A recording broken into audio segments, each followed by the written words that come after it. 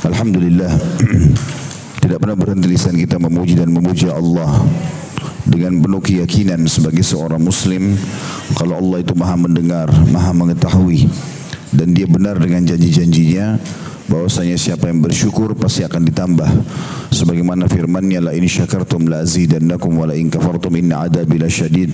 Kalau kalian bersyukur maka pasti aku akan tambah, dan kalau kalian kufur maka azabku sangat pedih. Selanjutnya kita panjatkan salawat dan taslim, salam hormat kita kepada manusia terbaik yang telah diutus oleh Sang Pencipta Allah untuk membawa hukum halal haramnya kepada kita semua, dan juga mengucapkan satu kali salam hormat ini dibalas oleh Allah dengan 10 kali tambahan rahmat, dan rahmat Allah luas sekali, masuk dalamnya pengampunan dosa, peninggian derajat, dan pemenuhan segala kebutuhan. Maka setelah memuji dan memuja Allah, sangat wajar kalau kita selalu mengucapkan salawat dan taslim kepada Nabi besar Muhammad sallallahu alaihi wasallam. Kita melanjutkan bahasan benda buku kita Adab Mufrad yang tulis oleh Imam Bukhari rahimahullah. Dan kita masuk sekarang ke 1, 2, 3 ya. Masalah memberi maaf dan ampunan kepada orang lain. Sebelum kita baca hadisnya, salah satu akhlak mulia bagi seorang muslim adalah suka memaafkan. Dan ini adalah puncak kesempurnaan iman seseorang. Makin berat sesuatu yang akan kita kerjakan, maka tentu saja makin besar pahalanya. Ada beberapa akhlak dalam Islam, walaupun secara global semua akhlak itu akan menjadi penyebab utama daripada beratnya timbangan pada hari kiamat. Sebagaimana sabda Nabi SAW dalam hadis sahih, tidak ada sesuatu dari amal yang lebih berat di timbangan amal pada hari kiamat dari amal-amal baik dibandingkan akhlak yang mulia. Dan di antara akhlak yang mulia adalah memaafkan orang, walaupun ini berat memang. Apalagi kalau orang itu sudah menyakiti. Tetapi Allah Subhanahu wa taala memerintahkan kita itu. Dan Allah menjamin bagi orang yang memaafkan minimal ada 2 keutamaan. Kalau disebutkan dalam hadis. Yang pertama, kata Nabi sallallahu alaihi wasallam, tidak ada orang yang memaafkan, tidak ada orang yang membuka pintu memaafkan orang lain kecuali Allah akan menambahkan baginya kemuliaan. Jadi sebenarnya dengan memaafkan orang, maka dia akan dimuliakan oleh Allah Subhanahu wa taala. Kemudian yang kedua, Allah akan mengampuni dosa-dosanya.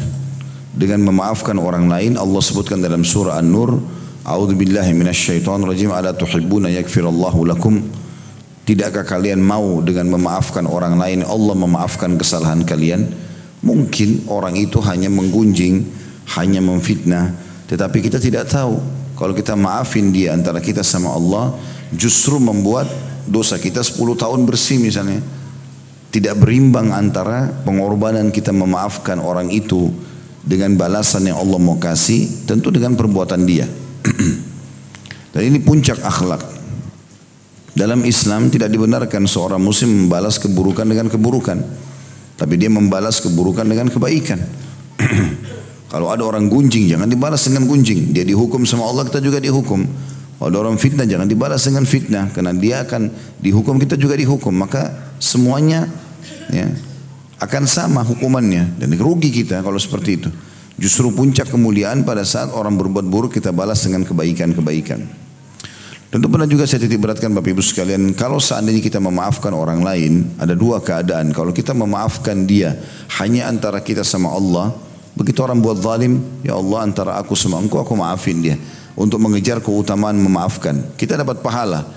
Tapi dia, selama kita belum mengucapkan di depan dia, maka berarti dia punya hukum dia sendiri harus minta maaf. Selama dia tidak minta maaf, berarti belum dimaafkan. Karena itu baru antara kita sama Allah SWT untuk mengejar keutamaan memaafkan orang gitu. Tapi kalau kita datang ke depan dia mengatakan, saya sudah maafkan kamu, maka berarti dia sudah lepas dari konsekuensi hukum. Kita juga dapat keutamaan. Jadi kalau ada orang yang mengatakan misal, dia sudah fitnah saya Ustaz, dia sudah ghibah saya segala macam, masa enak benar saya memaafkan? Maka bahasa saya sederhana. Kalau anda hanya mengucapkan maaf antara anda sama Allah, maka berarti kita mendapatkan keutamaannya, tapi dia tetap dalam ancaman hukuman. Karena konsekuensinya dia harus minta maaf supaya bisa selamat dari hukuman Allah Subhanahu wa ta'ala. Kita akan bacakan hadisnya pertama dalam bab ini. Hadis nomor 243, Imam Bukhari rahimahullah berkata, Abdullah bin Abdul Wahhab mengabarkan kepada kami, ia berkata, Khalid bin Harith atau Khalid bin Al-Harith mengabarkan kepada kami, ia berkata, Syu'bah mengabarkan kepada kami dari Hisham bin Zaid an Anas anna Yahudiyatan atatin Nabiya sallallahu alaihi wasallam bisyatin masmumah fa'akala minha faji'a biha faqila ala naqtuluha qala la qala fama ziltu a'rifuha fi lahawati Rasulillahi sallallahu alaihi wasallam. Dari Anas radhiyallahu anhu, beliau berkata bahwasanya ada seorang wanita Yahudi menemui Nabi sallallahu alaihi wasallam dengan membawa daging domba yang beracun. Lalu beliau memakannya. Maksudnya di sini karena tidak tahu kalau itu ada racunnya. Lalu wanita itu didatangkan, lalu dikatakan, apakah sebaiknya kita bunuh dia? Para sahabat mengatakan, kita bunuh enggak perempuan ini, wanita Yahudi yang membuat racun atau menyebarkan atau memberikan daging yang beracun kepada Nabi SAW. Maka beliau menjawab SAW, jangan. Anas lalu berkata, aku masih tetap mengenali bekas racun itu di langit-langit Rasulullah SAW. Hadits ini memiliki kandungan yang pertama, boleh menerima hadiah dari orang musyrik. Karena yang memberikan makanan kepada Nabi SAW orang Yahudi. Dan mereka dianggap musyrik. Ya. Kafir yang musyrik. Mereka masih menganggap Allah punya anak.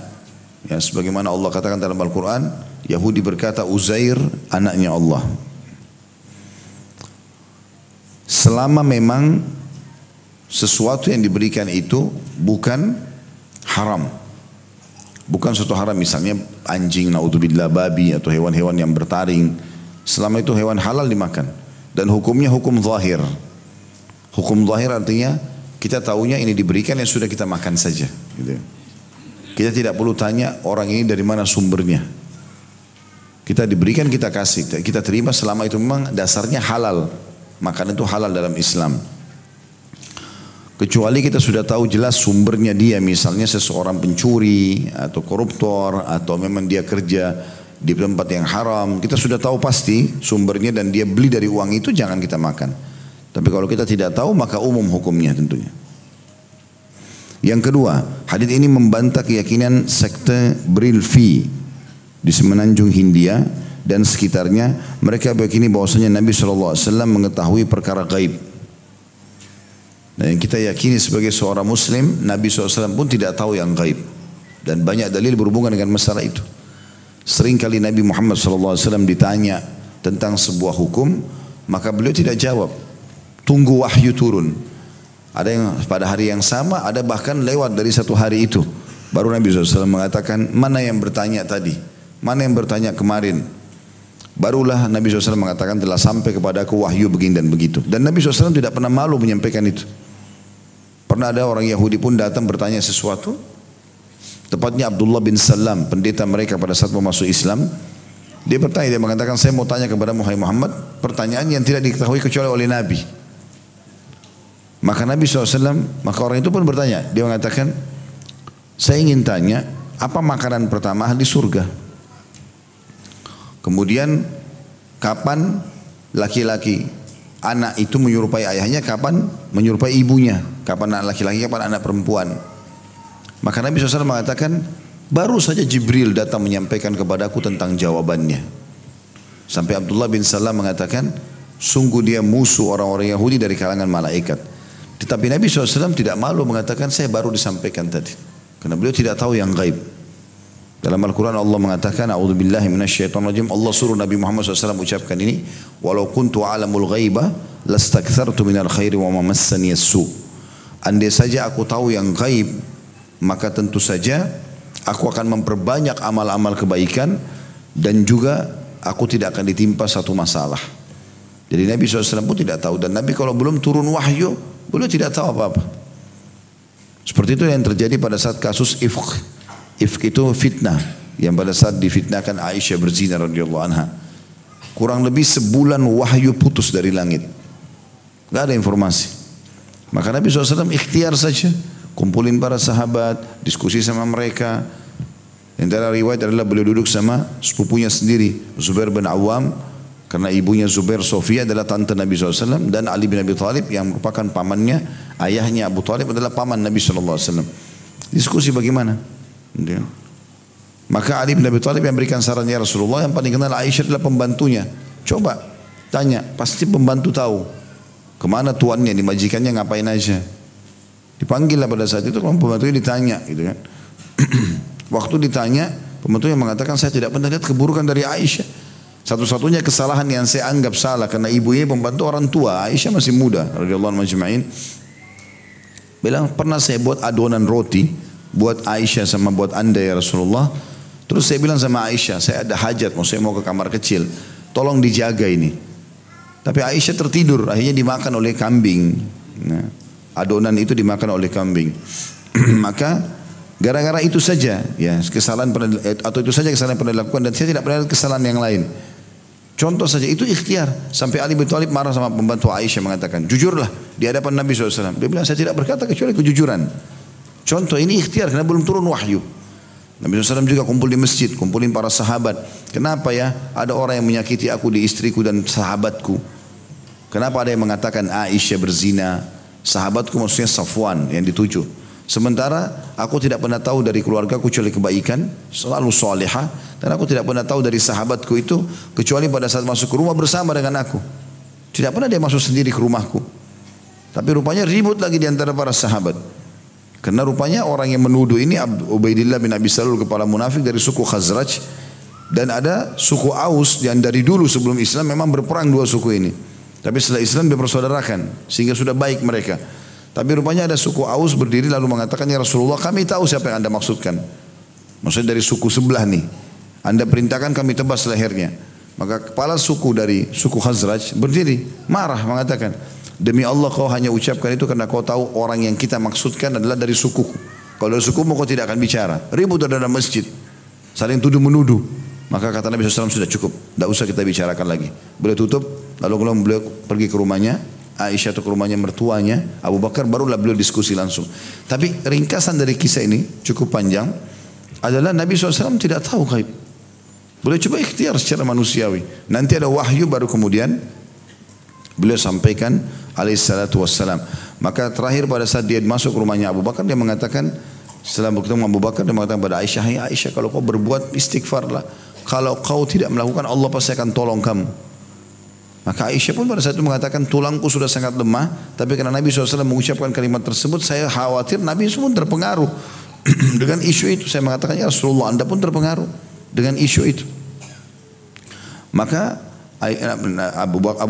Nabi SAW pun berdiri, kemudian pergi ke sudut rumah, lalu kemudian beliau merasa keringatan. Abu Bakar pun datang membawa selimut, itu berarti wahyu turun.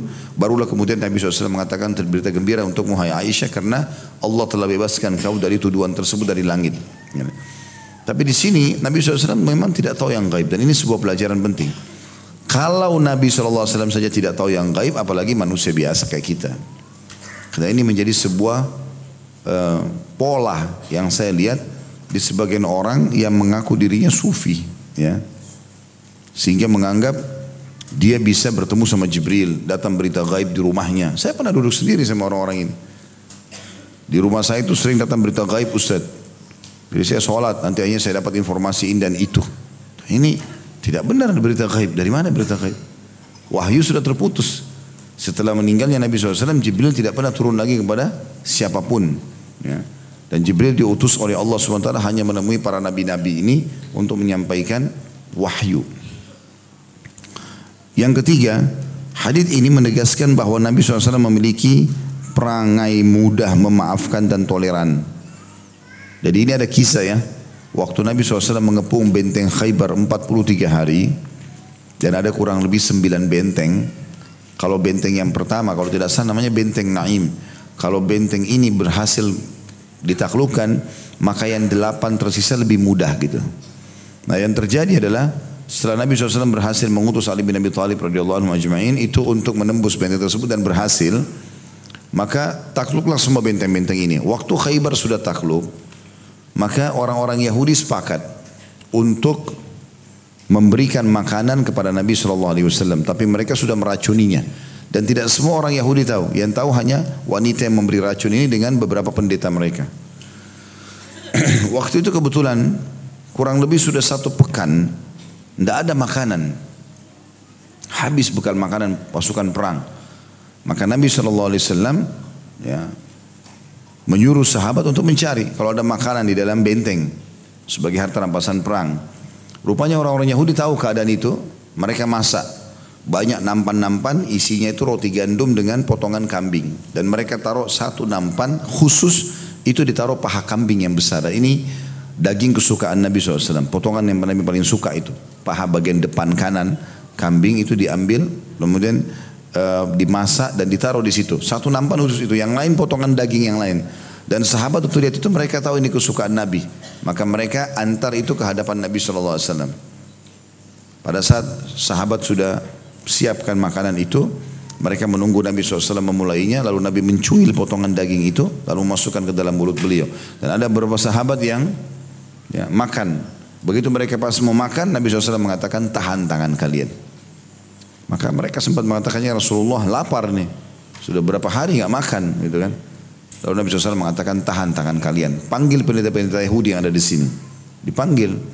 Begitu datang pendeta-pendetanya, Nabi SAW tanya, mengatakan, hai orang-orang Yahudi, jujur gak kalau saya tanya? Mereka bilang, tentu saja. Ada 3 pertanyaan Nabi SAW. Ini pernah saya ceritakan, cuma saya reviewkan kembali ya. Pertanyaan pertama Nabi SAW kepada mereka, siapa kakek kalian? Rupanya orang-orang Yahudi Khaybar ini, mereka punya jalur nasab. Salah satu kakek mereka itu orangnya lemah. Lemah secara fisik, lemah secara fikir, tapi diangkat jadi pemimpin oleh kaumnya untuk mengangkat namanya gitu. Mereka nggak mau menisbatkan nama kepada kakek itu. Maka mereka mengganti ke kakek nama orang lain Yahudi yang dianggap pemberani. Dan itu subhanallah dihapus nasab itu oleh mereka. Dan yang tahu cuma sebagian dari pendeta-pendeta mereka. Keturunannya tidak tahu kalau mereka itu bukan dari jalur situ. Dan ini bahaya menghapus nasab. Hukumnya berdosa dalam Islam, tidak boleh tentunya. Lalu Nabi SAW tanya, siapa kakek kalian? Mereka bilang Fulan bin Fulan, ya orang yang pemberani itu. Kata Nabi SAW, kalian bohong. Kakek kalian Fulan bin Fulan. Gitu. Mereka kaget, kok bisa tahu gitu? Ayah Nabi tanya lagi, hai orang Yahudi, jujur gak kalau saya tanya lagi? Mereka bilang, iya, kalau kami bohong, maka Allah akan beritahukan kepadamu sebagaimana Allah beritahukan kepada kamu siapa nasab kakek kami. Jadi mereka tahu Nabi benar, dan ini wahyu yang menyampaikan. Maka Nabi SAW bilang pertanyaan kedua, siapa penghuni neraka? Di depan para sahabat, supaya Yahudi buat pengakuan. Apa kata mereka? Kami akan masuk duluan di neraka, lalu diganti oleh kalian kaum muslimin. Tapi pengakuan mereka, kami akan masuk neraka, berarti dia tahu dirinya akan masuk neraka. Makanya dalam tafsir Al-Fatihah, ghairil maghdubi alaihim, bukan orang-orang yang kau murkahi ya Allah. Kan kita minta ihdinas siratal mustaqim, tunjukkanlah kami jalan orang-orang yang lurus, siratal ladzina an'amta alaihim, jalan orang-orang yang kau berikan nikmat kepada mereka, para nabi-nabi dan orang-orang beriman. Ghairil maghdubi alaihim, bukan orang yang kau murkai, kata Ibnu Abbas adalah Yahudi, karena mereka tahu kebenaran tapi mereka tidak mau mengikutinya. Waladhdallin, dan orang sesat adalah Nasrani, karena mau berdakwah tapi mereka salah, mengatakan Allah punya anak. Yang jelas kata Nabi SAW, kata orang Yahudi, kami akan masuk dan diganti oleh kalian. Kata Nabi SAW, kalian bohong, nggak benar. Kami tidak akan pernah demi Allah menggantikan kalian. Mereka tahu itu kalau umat Islam akan masuk surga. Kemudian pertanyaan yang ketiga, kata Nabi SAW, saya mau tanya lagi Yahudi, jujur nggak? Mereka mengatakan iya, sudah 2 kali dijebak. Karena mereka kalau tidak dijebak, mereka akan bohong. Terbukti bohong di 2 kali ini. Maka Nabi SAW mengatakan, apakah kalian meletakkan di daging ini racun? Ada racun nggak di daging ini, di makanan ini? Mereka mengatakan iya. Lalu kata Nabi SAW, kenapa kalian lakukan? Mereka bilang, kami ingin membuktikan apa kau benar Nabi atau bukan. Kalau kau Nabi pasti kau tahu itu ada racunnya. Kalau kau hanya raja biasa yang merebut kerajaan kami berharap kau mati dengan racun itu, kemudian kembali merebut kerajaan kami. Maka ini tentu jawaban juga ya. Karena Nabi SAW buktinya tahu kalau ada daging, ada racun di daging itu. Berarti betul beliau Nabi gitu. Lalu kata orang-orang Yahudi, dari mana tapi engkau mengetahui kalau kami taruh racun? Nabi SAW angkat potongan daging itu, lalu mengatakan dalam hadis Bukhari, akhbarani hadza dhira', yang telah memberitahukan kepadaku tentang adanya racun di daging ini adalah daging ini sendiri. Daging yang sudah dimasak itu bicara sama Nabi, saya diracuni ya Rasulullah. Dan ini sebuah mukjizat. Kalau teman-teman kembali ke YouTube ada ceramah saya judulnya Kekasihku Rasulullah, aku mencintaimu. Khusus membahas tentang masalah siapa Nabi SAW, kemudian keutamaan-keutamaan beliau, serta mukjizat-mukjizatnya. Di antara mukjizat adalah berbicaranya daging ini kepada Nabi SAW. Tapi di sini yang kita ambil pelajaran adalah setelah Nabi SAW tahu, ditelusuri siapa yang meletakkan racun, ditemukan seorang wanita Yahudi. Ini bayangkan ya, wanita Yahudi ini dalam kancah peperangan. Ini kalau secara hukum udah boleh dibunuh perempuan ini. Karena dia meracuni pemimpin muslimin. Dan di saat peperangan sedang terjadi dan kita menang pada saat itu. Makanya bisa dihukum mati langsung. Tapi Nabi SAW melihat, beliau ada racun itu. Tapi tidak terlalu berbekas seperti yang dibayangkan. Walaupun ada riwayat yang menjelaskan, kalau Nabi SAW mengatakan, aku terus merasakan gangguan racun itu seakan-akan memutus urat-uratku. Ibnu Qayyim rahimahullah mengatakan, Nabi SAW digabungkan oleh Allah SWT keutamaan pada beliau, yaitu meninggal dalam keadaan Nabi dan meninggal dalam keadaan syahid. Karena salah satu penyebab matinya adalah racun itu kan. Tapi Nabi SAW melihat tidak ada pengaruh yang besar pada racun itu, maka beliau memaafkan. Tidak mau orang Yahudi itu dihukum. Dan orang Yahudi itu dihukum mati nanti setelah rupanya di depan Nabi, di depan nampan itu ada satu sahabat ikut makan dan dia mati gara-gara racun itu. Disitulah baru dieksekusi si Yahudi tadi, perempuan ini yang memberikan racun karena sudah ada korbannya. Nah, seperti itulah. Itu yang dimaksud dengan poin ketiga. Hadits ini menegaskan bahwa Nabi SAW memiliki perangai mudah memaafkan dan toleran. Yang keempat, hadits ini menetapkan mukjizat bagi Rasulullah SAW karena beliau selamat dari racun yang mematikan. Dan sebagaimana sudah kita gambarkan tadi. Baik, ini kandungan hadis yang ditulis oleh penulis tentunya. Kita sekarang masuk seperti biasa, saya akan bedah sendiri hadis ini ya, menjadi beberapa bagian. Dikatakan bahwasanya potongan pertama, anna Yahudiyya atatin Nabiyya sallallahu alaihi wasallam bisyatin masmumah. Bahwasanya ada seorang wanita Yahudi menemui Nabi SAW dengan membawa daging domba yang beracun. Ya. Ini kata sebagian ulama berarti menandakan Yahudi suka membunuh dengan racun. Salah satu tradisi mereka seperti itu. Ya. Kalau di zaman sekarang mereka juga melakukan hal-hal itu kepada tokoh-tokoh yang mereka anggap butuh dihilangkan. Sehingga racun paling gampang, taruh di minuman, di makanan, mati. Orang nggak tahu sebabnya apa. Tiba-tiba saja bermasalah di urat sarafnya segala macam terus meninggal dunia. Dan ini dibongkar secara wahyu, sejarah tidak akan bohong. Apalagi ini wahyu yang sampai kepada kita. Ini bukan terlewatkan begitu saja, tapi memang berarti mereka punya tradisi dalam masalah itu karena mereka pernah melakukan kepada Nabi sallallahu alaihi wasallam. Kemudian ada potongan juga fa'akala minha. Lalu Nabi sallallahu alaihi wasallam sempat makan. Ini hukum tersendiri tadi sudah kita bilang dan sudah disebutkan dalam kandungan hadis, berarti boleh menerima makanan dari orang-orang non muslim. Tetapi kalau makanan itu juga dari rincian ulama sifatnya sembelihan kayak sapi, ayam, ya, kambing, maka dipastikan yang memberikan adalah ahli kitab, Yahudi atau Nasrani. Itu baru boleh dimakan. Tetapi selain dua agama ini seperti Hindu, Buddha segala macam nggak boleh kita makan sembelihan mereka. Karena Allah sebutkan dalam surah Al-Maidah surah nomor 5 ayat 5 tentang masalah kita boleh memakan sembelihan ahli kitab. Teman-teman lagi berada di negara non muslim, bingung mau makan apa nih? Gak ada restoran orang Islam misalnya. Kita cari restoran orang Nasrani atau Yahudi. Lalu kita masuk baca bismillah kita makan. Insya Allah itu sudah bisa jadi halal buat kita, gitu kan? Seperti itulah kurang lebih gambarannya. Jadi Nabi SAW memakan itu. Dan ini juga sekaligus jawaban tentang bolehnya menjawab undangan orang non muslim selama bukan maksiat.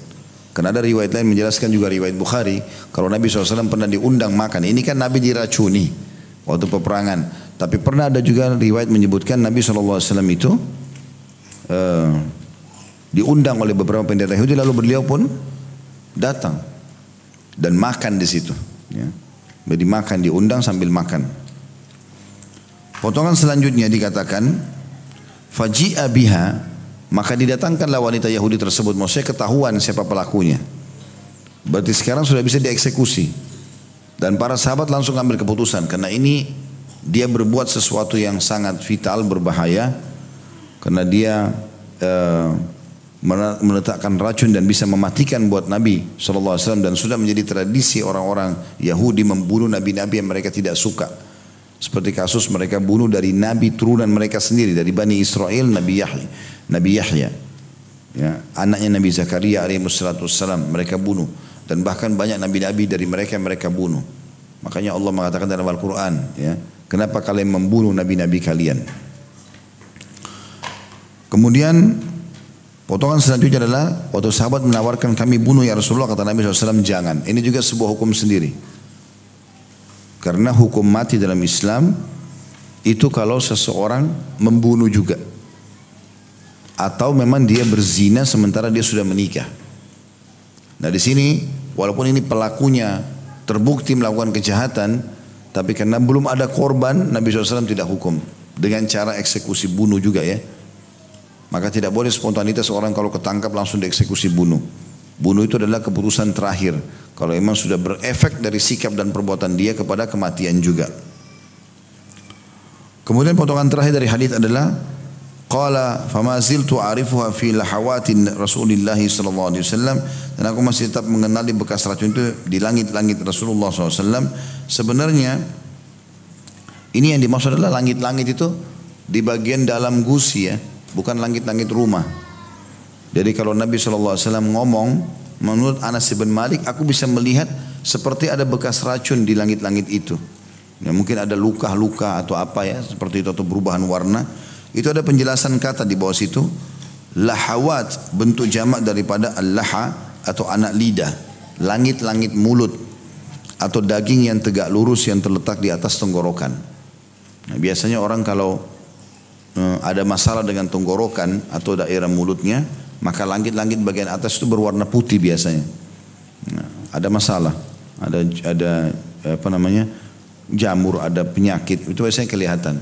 Maka Anas bin Malik mengatakan, aku terus melihat, berarti maknanya racun itu berefek sampai sekian lama kepada Nabi SAW, karena sampai dia bisa melihat, terlihat dari langit-langit Nabi SAW. Tentu langit-langit ini tidak mungkin kelihatan kecuali orang sangat dekat. Karena Anas bin Malik pembantu Nabi SAW. Berarti memang dalam keadaan-keadaan tertentu, ya mungkin Nabi SAW lagi berdiri, dia lagi duduk, maka dari bawah dia bisa melihat misalnya. Dia memberikan gambaran kalau bekas racun itu terlihat.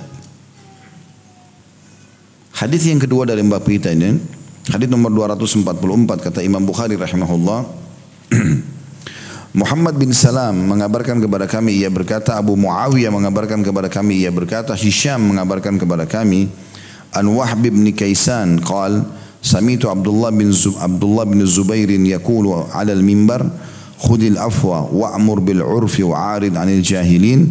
Qala wallahi ma amara biha an tu'khadha illa min akhlaqin nas. Wallahi la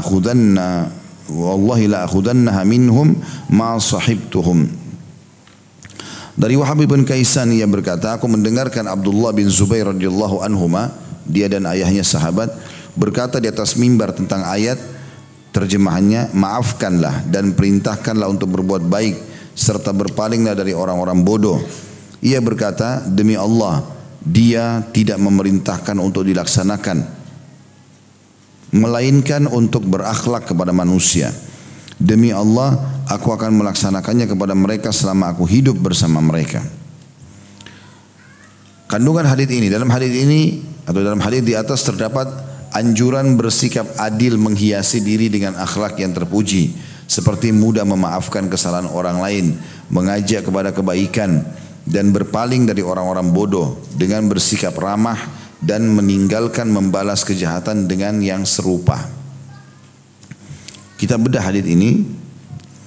Abdullah bin Zubair radhiyallahu anhu, dia adalah salah satu sahabat yang cukup banyak meriwayatkan hadis. Dikenal dengan ada 4 Abdullah. Abdullah bin Abbas, Abdullah bin Umar, Abdullah bin Zubair, ya, Abdullah bin Amr bin As. Ini adalah 4 orang sahabat yang disilakan dengan 4 abadilah. Maksudnya 4 Abdullah yang mereka banyak meriwayatkan hadis. Dan Abdullah bin Zubair ini termasuk sahabat Nabi yang sempat menjadi khalifah walaupun tidak lama ya, kalau tidak salah cuma sekitar 2 tahun, menjadikan Mekah sebagai ibu kotanya. Itu di fase pada saat meninggalnya Muawiyah bin Abi Sufyan radhiyallahu anhu, maka Muawiyah menulis wasiat agar anaknya Yazid menjadi penggantinya di negeri Syam. Rupanya ada beberapa sahabat Nabi nggak bisa terima itu, karena Yazid bukan sahabat dan masih banyak sahabat Nabi yang hidup. Kenapa harus orang lain yang memimpin? Maka Abdullah bin Zubair mendirikan negara sendiri, ibu kotanya adalah Mekah. Walaupun nanti akhirnya terkalahkan oleh pasukan Yazid yang datang untuk memerangi Mekah, dan Abdullah bin Zubair terbunuh radhiyallahu anhuma. Tapi beliau sempat menjadi khalifah. Beliau pernah naik di atas mimbar dan berkata, dan ini berarti menandakan mimbar itu memang dipakai untuk menyampaikan apa saja yang berhubungan dengan masalah hukum-hukum syar'i. Ya. Walaupun itu hal-hal yang mungkin dianggap sederhana oleh orang.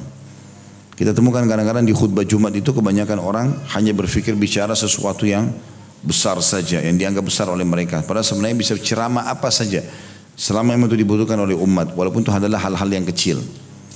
Mungkin orang anggap kecil. Di antaranya adalah Abdullah bin Zubair radhiyallahu anhu mengatakan di atas mimbarnya membaca firman Allah dan sekaligus menjelaskan bagaimana mengaplikasikannya. Allah menggabungkan di sini ada 3 poin. Khudil afwa, selalulah memaafkan, wa'mur bil urfi, dan perintahkanlah manusia untuk menjalankan itu atau berakhlak yang baik ya, satu sama yang lain.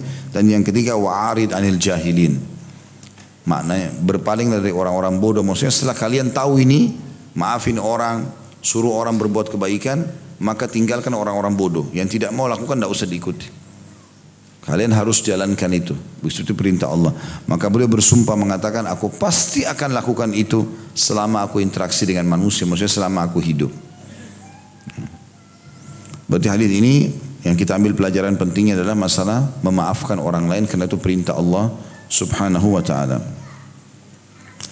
Hadis selanjutnya 245 dan hadis ketiga dalam bab kita ini. Imam Bukhari berkata, Muhammad bin Salam mengabarkan kepada kami, ia berkata Muhammad bin Fudail bin Ghazwan mengabarkan kepada kami dari Laith, dari Taus, an Ibn Abbas radhiyallahu anhu maqal, qala Rasulullah sallallahu alaihi wasallam, allimu wa yassiru wa la tu'assiru wa idza ghadiba ahadukum falyaskut. Dari Ibn Abbas radhiyallahu anhu, ia berkata Rasulullah SAW bersabda, ajarkanlah oleh kalian, mudahkan dan jangan mempersulit. Jika salah seorang dari kalian marah, maka hendaklah ia diam. Kandungan hadis ini, dalam hadis ini terdapat perintah agar memperhatikan dakwah dan pendidikan agama terhadap orang lain dengan senantiasa menggunakan berbagai cara yang bijak dan lembut dalam mendakwahi mereka, sehingga akan tampak pengaruh dakwah yang dapat diterima dan membekas. Kita ambil potongan hadis ini, itu tadi kandungan hadisnya. Yang pertama, allimu, ajarkan. Hadis ini atau potongan ini ulama rincikan. Yang dimaksud dengan alimu, maksudnya belajarlah kalian dan ajarkan. Tidak cukup bagi seorang muslim belajar saja, tapi supaya ilmunya berkah, berbekas, dia harus ajarkan. Bapak ibu sudah belajar tentang akhlak mulia, tentang sholat, tentang puasa, apa saja, ajarkan kepada orang lain. Saya lihat ada satu sikap yang positif. Di majelis ilmu kadang-kadang banyak yang menulis, Masya Allah, baik di handphonenya ataupun di kertas. Dan kemudian setelah itu disebarluaskan. Itu bagus, sangat baik. Bagaimana kita belajar lalu kita sebarkan ke orang lain, gitu kan? Supaya ilmu itu bisa lebih menyebar. Atau mungkin Bapak Ibu dapat cuplikan ceramah, sekarang di medsos kita cukup banyak. Kemudian kita lihat itu bermanfaat, lalu kita sebarluaskan. Asal memang kita sudah tahu sumbernya benar, maka sebarluaskan. Tetapi batasi ya, kalau Bapak Ibu belum tahu kebenarannya jangan disebarkan. Apalagi kalau masih dalam bentuk link, belum dibuka. Ya, saya pernah temukan begitu, ada satu orang, Masya Allah, kami sangat hormati, ya, salah satu pengurus masjid yang sudah berumur sepuh gitu. Ya, kemudian dia tiba-tiba kirim ke saya, mungkin dia share ke semua orang gitu. Kalau ini adalah serangan dari negara muslim ke negara kafir, senjata, gambar, dan itu cuma link saja. Saya subhanallah dengan hikmah Allah, saya ketik, klik, terbuka, dan itu ternyata gambar karikatur yang tidak baik sekali. Jadi orang cuma ngolok-olok, gambar karikatur yang tidak layak untuk dilihat gitu loh. Saya langsung tutup lalu saya balas ke beliau, maaf afwan sudah dibuka belum ini linknya? Terus dia tanya kenapa Ustaz, coba dibuka dulu. Begitu dia buka langsung dia bilang astagfirullah Ustaz saya tidak tahu. Nah makanya harus dicek dulu sebelum disebarluaskan. Kecuali kalau kita sudah baca, udah cross check benar, baru kita sebarkan itu benar. Oh ini benar, ini bagus nih. Kayak sekarang kan menjelang 10 awal bulan Zulhijjah nih, mulai besok banyak sekali ceramah-ceramah masalah itu, banyak tulisan, sebarluaskan, baca dulu tapi, ya. Kemudian kita tahu oh iya ini, karena kan juga Allah melarang kita, kabura maqtan indallah an taqulu ma la taf'alun. Berat di sisi Allah kalau kalian cuma mengucapkan juga tidak mengamalkan gitu kan. Maka kita baca supaya juga kita termotivasi kerjakan, baru kemudian kita mengajarkan kepada orang lain. Intinya teman-teman, kalau ilmu itu kita ambil dan kita amalkan hanya bermanfaat buat diri kita sendiri. Tapi kalau kita ambil, kita amalkan, lalu kita ajarkan, berarti kita akan mendapatkan ekstra pahala dari amal itu. Mungkin hanya karena masalah salam saja, tapi ada 1000 orang yang amalkan salam itu. Kita panen pahala, daripada cuma kita sendiri satu pahala, kita akan panen 1 pahala. 1000 orang lain kita juga satu misalnya. Maka coba sebarluaskan, itu perintahnya. Kemudian yang kedua, yassiru wala tu'assiru.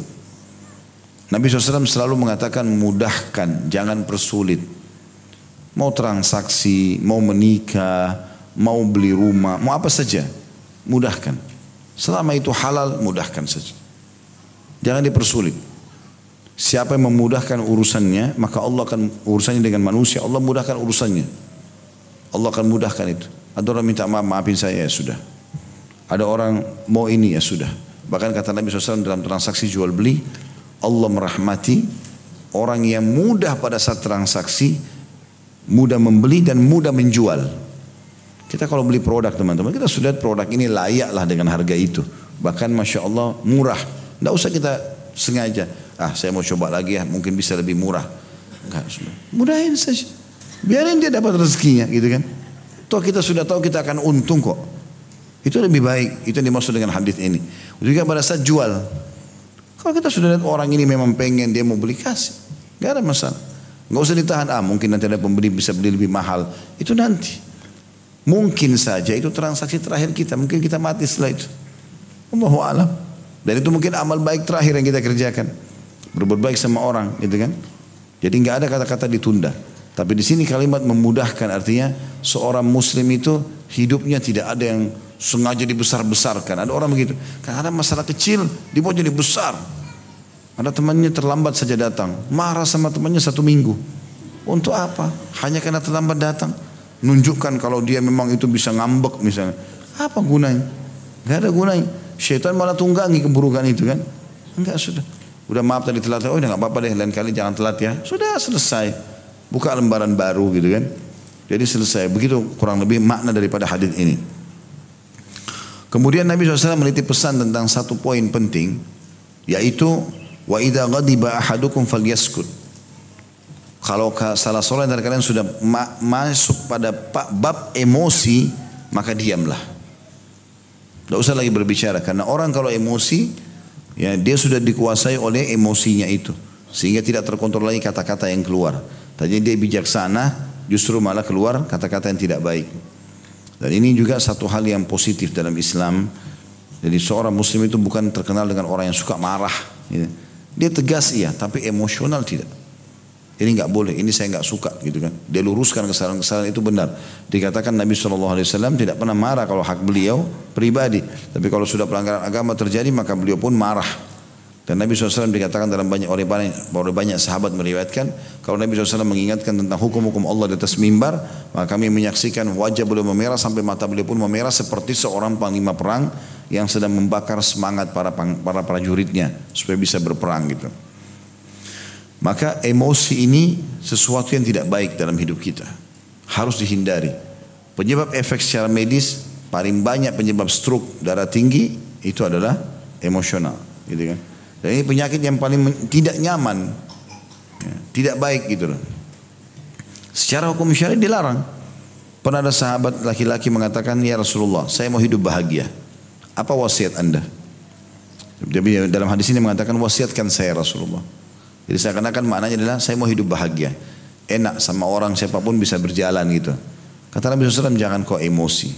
Apalagi ya Rasulullah, jangan kau emosi. Apalagi ya Rasulullah, jangan kau emosi. Enggak menyelesaikan masalah. Buyar semua idenya, matanya jadi melotot, akhirnya juga kata-katanya jadi kasar, tangannya pun jadi kasar. Itu makna daripada hadis ini tentunya. Itu 3 buah hadis yang kita ambil dari bab yang baru saja kita pelajari tentang masalah memberi maaf dan ampunan kepada orang lain. Kita akan masuk sekarang ke bab baru 124 atau pasal baru. Ini tentang bersikap lapang kepada sesama manusia. Lapang dada. Hadis pertama dalam bab kita ini nomor 246, Muhammad bin Sinan mengabarkan kepada kami, ia berkata, Falih bin Sulaiman mengabarkan kepada kami, ia berkata, Hilal bin Ali mengabarkan kepada kami, an Atha' ibn Yasarin radhiyallahu anhu qala, laqitu Abdullah bin Amr bin As radhiyallahu anhuma, faqultu akhbirni an sifati Rasulillah sallallahu alaihi wasallam fi at-Taurat. Qala faqala ajal wallah innahu lamawsufun fi at-Taurat bi ba'di sifatihi fil Qur'an. Ya ayuhan nabiyyu inna arsalnaka syahidan wa mubashiran wa nadhira wa hirzan lil ummiyin anta abdi wa rasuli sammaituka al-mutawakkal atau mutawakkil sammaituka al-mutawakkil laisa bifadhin wala ghalidh wala sakhabin fil aswaq wala yadfa'u bis sayyi'ati as-sayyi'ah walakin ya'fu wa yakfir walan yaqbidahu Allah ta'ala hatta yuqima bihi al-millata al-awja' bi an yaqulu la ilaha illallah wa yaftahu biha a'yuna umya wa adhanan summa wa quluban gulfa. Dari Atha' bin Yasar rahimahullah, beliau berkata, aku bertemu dengan Abdullah bin Amr bin As radhiyallahu anhuma, 2 orang sahabat. Abdullah dan ayahnya Amr bin As adalah sahabat. Dan kukatakan, kata Atha' bin Yasar, seorang tabi'in rahimahullah, beritahukan aku tentang sifat Rasulullah SAW dalam Taurat. Maka Abdullah bin Amr bin As radhiyallahu anhu menjawab, baik, demi Allah, sungguh sifat beliau disebutkan dalam Taurat dengan sebagian dari sebagian yang ada dalam Al-Quran, yaitu Al-Ahzab ayat 45 yang artinya, wahai Nabi, sesungguhnya kami mengutusmu sebagai saksi dan pemberi kabar gembira serta peringatan. Kemudian dilanjutkan dalam isi Taurat yang diambil oleh Abdullah radhiyallahu anhu, juga sebagai pelindung bagi orang-orang yang tidak dapat membaca dan menulis. Engkau adalah hamba dan utusanku. Aku memberimu nama Al-Mutawakkil atau yang bertawakal. Bukan orang yang berperangai buruk, bukan pula seseorang yang berperangai kasar. Tidak membalas keburukan dengan keburukan, tetapi memberi maaf dan pengampunan. Dan Allah tidak akan mematikannya hingga ia meluruskan agama yang bengkok, hingga mereka mengucapkan la ilaha illallah, tidak ada yang berhak disembah kecuali Allah, dan terbuka dengannya mata yang buta, hati yang lalai, ya, dan juga telinga-telinga yang tuli.